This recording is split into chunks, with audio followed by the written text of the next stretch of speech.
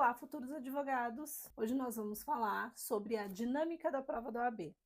Como se familiarizar com a estrutura, o tempo e as questões.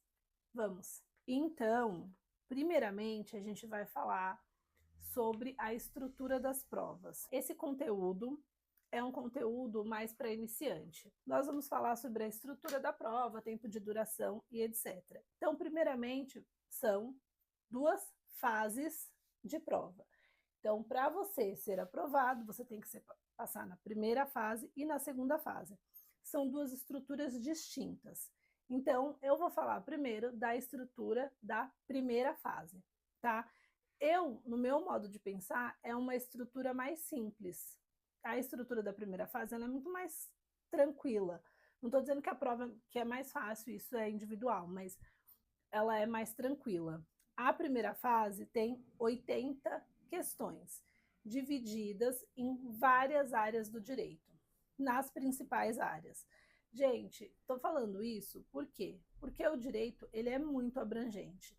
Quando a gente ouve isso que está iniciando, ou quando uma pessoa de fora escuta isso, fala, nossa, já vai a advogada falar. Não, é porque é verdade. É uma área muito grande, você pode trabalhar em muitas coisas. Então, o que acontece? As principais áreas, divididas em questões, importante, o número de questões de cada matéria não são iguais, então a gente precisa se atentar a isso. São 80 questões de múltipla escolha, então aquela que você faz o X, certo? Nesse formato, você vai ter um caderno de prova e um gabarito, certo? Você vai ler o caderno de prova. Importante, são questões extensas. Então, treine leitura e interpretação de texto. Se você precisar, no começo, porque durante a prova você não vai poder fazer isso, ler em voz alta, ou mexer a boca, ou faça isso, tá? Eu gosto de ler, às vezes, mexendo a boca, quando o conteúdo é muito denso, que parece que como se você estivesse lendo para você mesmo, ouvindo a sua voz, eu tenho essa sensação. Isso funciona muito bem para mim. Então, isso sobre a primeira fase, 80 questões. Para passar, precisa acertar 50% da prova, ou seja, 40 questões. Importante, a prova da OAB não é classificatória. Então, assim, foquem em fazer 40, 41, 42 para fazer com folga. Não é classificatória. Um dia desses, eu sempre trago essas experiências para vocês, que são coisas que me deixam irritada.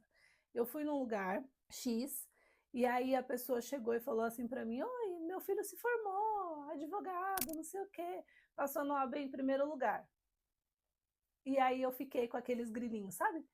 Cri, cri, cri. Não existe passar no OAB em primeiro lugar, em segundo lugar, em 10º lugar. Passar é passar, tá? Não é um concurso público. Embora tenha a estrutura D, ele não tem classificação. Então, nunca ninguém assim, nenhum contratante, nenhuma pessoa que eu me interessava em prestar serviços ou ser contratada no sentido de CLT ou PJ, enfim, me perguntou qual foi a minha pontuação na prova da OAB. E eu vou ser muito sincera, eu não lembro. Não lembro porque eu queria só passar. E isso é importante para vocês, tá? Então, falando em questão de primeira fase, falamos sobre isso. 5 horas de prova, tá? Aí tem aquela divisão de quanto tempo de permanência mínima na sala, que eles não se preocupa com isso, gente. Eu tô contando, mas isso não é importante porque eles vão escrever lá. A única coisa que você tem que se preocupar é fazer a prova em 5 horas. Então, quando vocês forem estudar ou quando vocês forem responder questões, use cronômetro. Isso é bem importante para você entender quanto tempo você vai demorar para responder as 80 questões e depois para passar para o gabarito. Senão, o caderno de questões, ele não é entregue para o examinador, ele fica com você. Se não passar para o gabarito, não dá certo. A minha sugestão é fazer a prova inteira e depois passar para o gabarito. Mas se você estiver tendo dificuldade com o tempo, a cada matéria que você responder, você passa para o gabarito. Perfeito? Caneta, leva mais de uma. Por quê? Minha experiência pessoal, assim, eu tinha dificuldade, quando você fica muito nervoso, está fazendo a prova, tem o gabarito, ele tem assim, tipo, as fileirinhas, sabe? E aí você pega assim, eu vou pegar essa folha aqui, vou mostrar para vocês. Você vai colocar assim, sabe? E aí colocando assim, você vai conseguir seguir a régua certinha do gabarito, não vai correr o risco de marcar o xizinho lá, pintar a bolinha na bolinha errada, tá? São coisas bobas, mas que na hora do nervoso você vai fazer errado, e eu tô falando isso, isso não aconteceu comigo, mas depois, retornando de prova do OAB, conversando com colegas, alguém falou que se confundiu, e aí depois que você confundiu a primeira coisa, você fica mais nervoso, enfim, não corram esse risco. Então pega a caneta mesmo que você está usando, tá lá a folha, marca assim, ó, bonitinho, para você não ter essa dificuldade durante a prova, certo? Finalizamos a estrutura da prova de primeira fase, é isso. Estrutura de prova de segunda fase. A segunda fase, e eu já falei isso antes, é muito pessoal, eu acho que ela é mais fácil para você estudar, mas como ela depende de escrita e ela tem consulta, às vezes a consulta ajuda, às vezes a consulta atrapalha, né? Que vai gerando mais dúvida. Então, assim, a estrutura da segunda fase é assim: é a peça prático-profissional, uma peça, e 4 questões. Dessas 4 questões, cada uma tem 2 questões. Então, você vai ter o enunciado bonitinho, e sobre esse enunciado, 2 questões para responder de cada uma dessas 4, certo? Também são 5 horas de prova. Gente, a peça, você tem que resolver um caso concreto. Então, você vai ler um caso concreto e vai ter que criar a peça. Você vai ter que moldar o que você faria para o seu cliente, o que você pediria em favor do seu cliente a partir daquele caso concreto. Demanda muita atenção, tá? Isso é muito importante. Então, interpretação de texto, de novo, precisa ler muito caso concreto para entender como você vai resolver. Isso é muito importante. As questões, elas são questões de várias, às vezes tem um caso concreto. Eu vou falar da minha prova, da minha prova traumática, que a resposta correta era agravo de petição. Eu acho que eu já falei isso em 300 vídeos. Por quê? O agravo de petição é o recurso ordinário da execução. E eu fiquei muito confusa depois que eu li o enunciado, e a pergunta era basicamente qual é a medida cabível. O que fazer, né, depois dessa história? Como que eu posso defender meu cliente? E aí eu fiquei muito confusa, isso me atrapalhou bastante e eu errei. Eu acho que eu coloquei recurso ordinário. Eu não vou lembrar o que eu coloquei, de verdade, mas eu sei que a resposta correta era agravo de petição. E, enfim, já falei para vocês que eu gosto bastante da fase de execução processual e passei a gostar porque tive que estudar bastante, porque eu entendi que cai execução na segunda fase. Eu fiz de direito do trabalho, é importante ressaltar isso. Uma outra coisa importante falar para vocês: vocês podem escolher a área que vocês vão fazer a prova. E aí, eu vou dar uma dica para vocês de uma questão assim.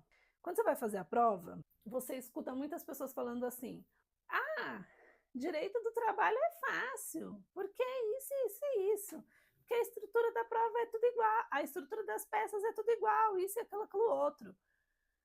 Na minha época, o hype era: ai, faz em penal, porque penal tem só 8 peças. E aí é muito mais fácil. Ai, não sei o quê. Isso, aquilo outro. A minha prima fez em constitucional. Cara, constitucional para mim é muito difícil. É muito difícil. Mas é fácil para ela, porque é a área que ela trabalha, o que ela entende, o que ela sabe fazer. Então, eu fiz em direito do trabalho, porque eu sempre trabalhei nessa área. Essa escolha é uma escolha que às vezes você fala assim: ai, fulano passou em tal forma, o Beltrano fez. Não, gente, olhe para você, olhe para sua vida. Você trabalhou a vida inteira com direito civil. Vai fazer a prova em penal por quê? Com base em quê? se você já tem a experiência prática da outra área. Interpretar um caso concreto de uma área que você tem familiaridade é muito mais fácil do que interpretar um caso concreto que você só estudou mecanicamente. Vocês conseguem entender essa diferença? É muito importante. Por quê? Eu converso com pessoas o dia inteiro falando sobre o direito do trabalho, sobre o problema que ela tem e a solução que eu tenho que trazer. O dia inteiro. Ai, saiu um despacho, saiu uma sentença, um acórdão. O tempo inteiro eu tenho que pegar isso aqui, a decisão, e achar o remédio jurídico para combater. Se eu faço isso o dia inteiro, e eu estou dizendo isso por quê? Porque eu trabalhei com auxiliar jurídico que praticamente destrinchava processo. Eu trabalhei com uma moça que ela é incrível.